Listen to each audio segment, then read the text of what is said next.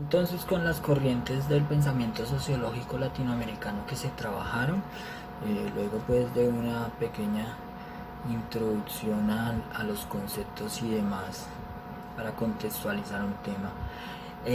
Los fundadores del estructuralismo concibieron un enfoque sistémico, multidimensional y dinámico, lo aplicaron al estudio de incrementos y a la distribución social de la productividad laboral generada en las sociedades centrales y en sus efectos en las sociedades periféricas. Básicamente eso hablaba el estructuralismo, ¿no? De cómo se puede ver en las periferias el desarrollo y en lo rural y demás el subdesarrollo como tal. Se da en los años 40, dentro del siglo XX, nace este pensamiento que cuestiona la teoría neoclasista en su interpretación del comercio y el desarrollo económico.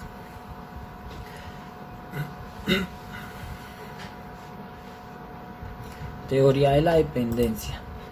Básicamente la teoría de la dependencia lo que dice es que a pesar de la descolonización y demás, todavía seguimos siendo dependientes, como lo hablábamos en los conceptos, de algunas políticas y algunas ideas que vienen, digamos, de otros lados o de los países desarrollados, y que tal vez esto afecta en nuestro desarrollo local como tal. De eso en mi concepto habla la teoría de la dependencia. Aquí tenemos un autor importante que es Immanuel Wallerstein, 1979, quien analiza el capitalismo como un sistema basado en una relación económica, social, política y cultural que surgió a finales de la Edad Media y dio lugar a un sistema mundial y a una economía mundial en un enfoque que distingue al centro de la periferia y semiperiferia, y enfatiza el rol hegemónico de las economías centrales en la organización del sistema capitalista. Existe una interconexión con la polarización social y la desigualdad entre los países. ¿Y para qué esa desigualdad? Para que exista algo que se llama la teoría del desarrollo y subdesarrollo. Que básicamente el desarrollo aparece como la socioantropología de la modernidad del capitalismo corporativo en toda su dimensión global, y el desarrollo y subdesarrollo dan paso al desarrollo global. No sé por qué lo llaman desarrollo global, si igual hay países subdesarrollados, pero así digamos que tenía el concepto.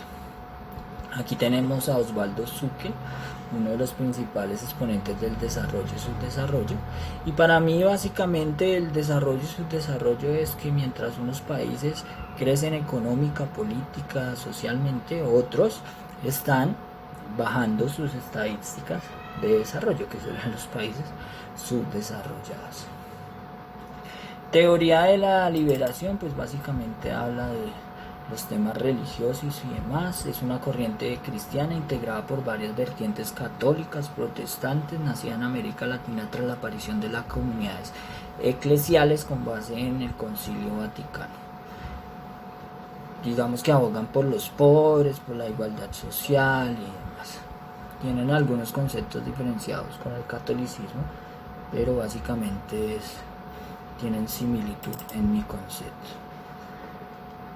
Seguimos ahí con la liberación. Hay un ejemplo que es Camilo Torres Restrepo, que todos conocemos, que era cura y que sus estudios que hizo en Europa y su influencia con diferentes revoluciones y demás lo llevaron a tomar la decisión de que tenía que hacer la revolución o trabajar por la revolución, y con esto se volvió guerrillero de un grupo aquí en Colombia. Hablamos entonces de la teoría de la revolución. Es que pasa muy rápido el video, lo ofrezco disculpas, pero se vio en América Latina, se vio inmersa en varias revoluciones como respuesta al capitalismo y como influencia de pensamientos de Europa en pro de disminuir o eliminar la desigualdad social que lo aquejaba y aún hacer parte de su diario vivir. Esa era la revolución, y las transiciones democráticas básicamente es pasar de las dictaduras que se vivieron en la América Latina a un estado democrático como tal, como el ejemplo de Chile, como el ejemplo de Argentina. Teoría de la decolonialidad del poder. Otra teoría sumamente importante dentro de las que se trabajaban en el curso. Se origina y mundializa a partir de América con la Constitución de América Latina en el mismo momento, en el mismo movimiento histórico. Es salir de esa decolonialidad, pero digamos que no se ha logrado en grandes rasgos alcanzar, porque si lo venimos hablando es todavía ser dependientes del poder. Ahí tenemos a uno de los importantes autores que hablaba sobre eso, sobre el concepto de raza, de cómo nos imponen la raza para tenernos colonizados, de cómo nos imponen diferentes ideas que lo que hacen es llevarnos a seguir supeditados o subalternos a diversas políticas, ideas y demás que se tienen para, en mi concepto, manejar los tipos de sociedad.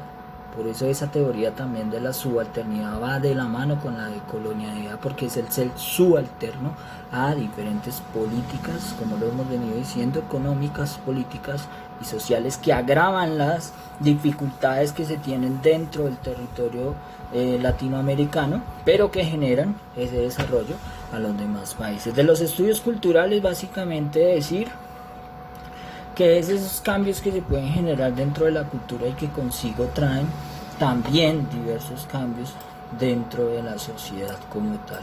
Esos cambios, el contexto político y social, que es el lugar donde se manifiesta la cultura. Ahí teníamos la línea del tiempo como tal, de cómo se fue dando cada una de estas teorías dentro del desarrollo de Latinoamérica.